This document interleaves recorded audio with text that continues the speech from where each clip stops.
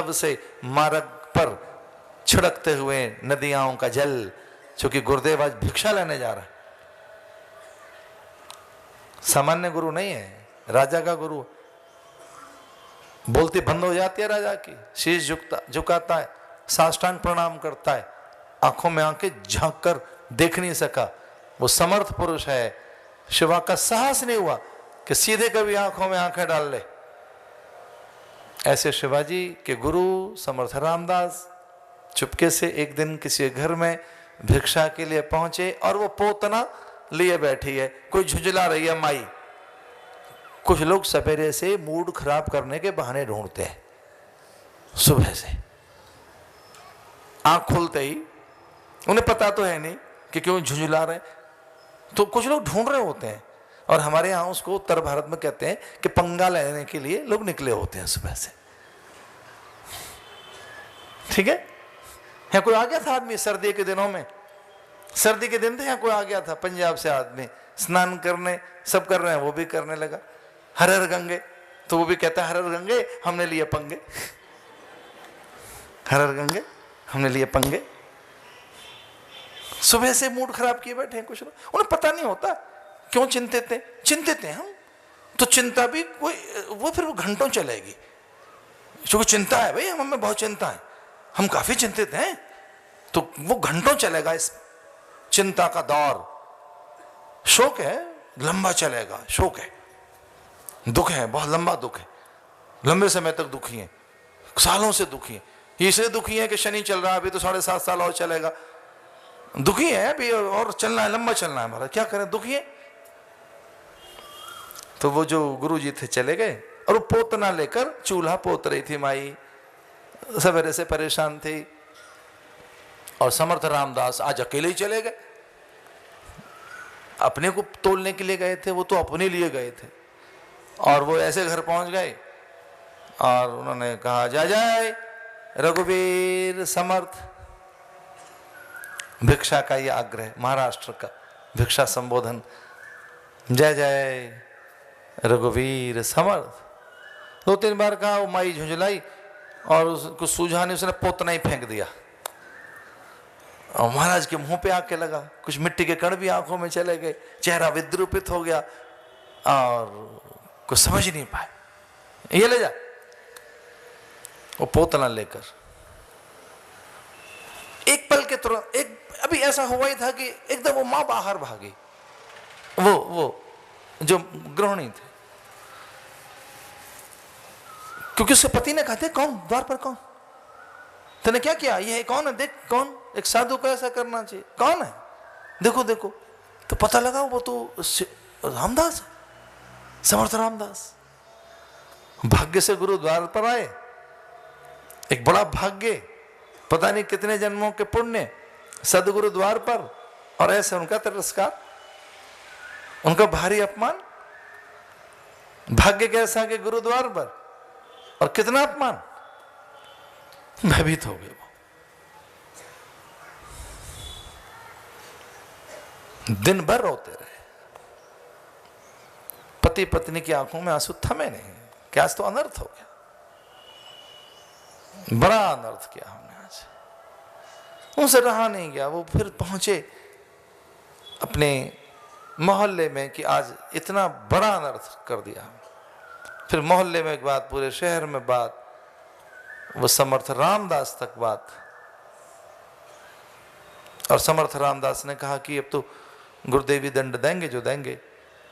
पूरे नगर में उनकी उपेक्षा, उन्होंने स्वीकार कर लिया कि बड़ा अपराध हुआ है, लेकिन चले अब सांझ तक वो हिम्मत जुटा पाए।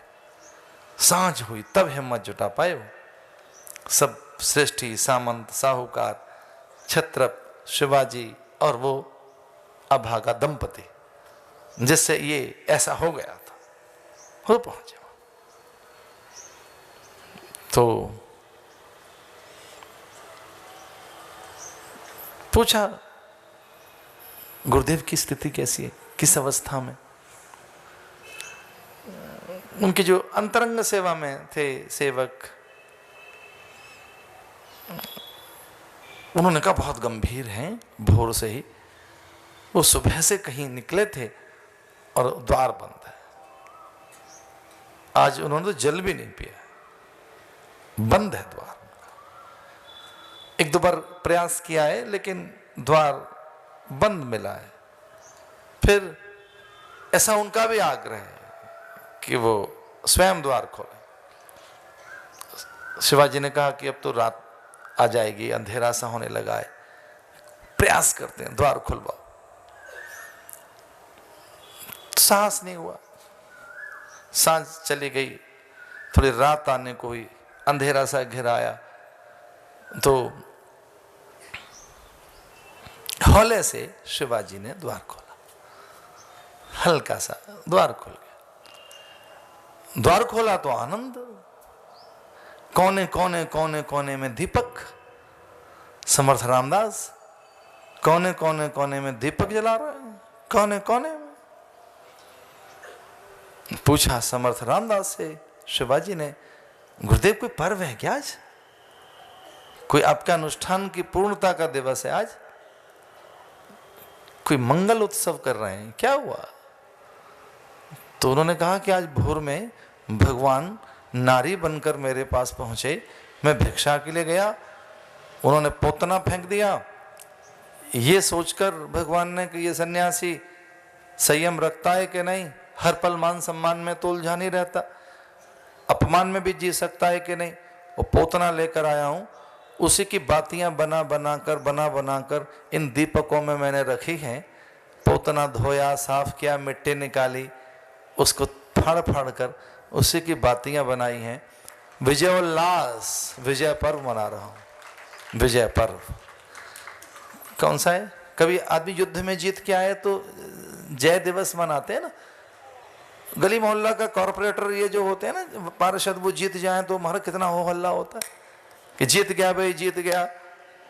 और हाथी वाला के लड्डू वाला और कार वाला, कमल वाला के झूले वाला, दारू वाला, बेजान वाला, सब जीत गया है ना। जीत गए जी, जीत गए जी, जीत गए, जीत गए। हाँ, किससे जीत गए? कि कुछ लोगों से जीत के आ रहा है। अच्छा, तो अच्छा जो हार गए उनका हाल कुछ और होता।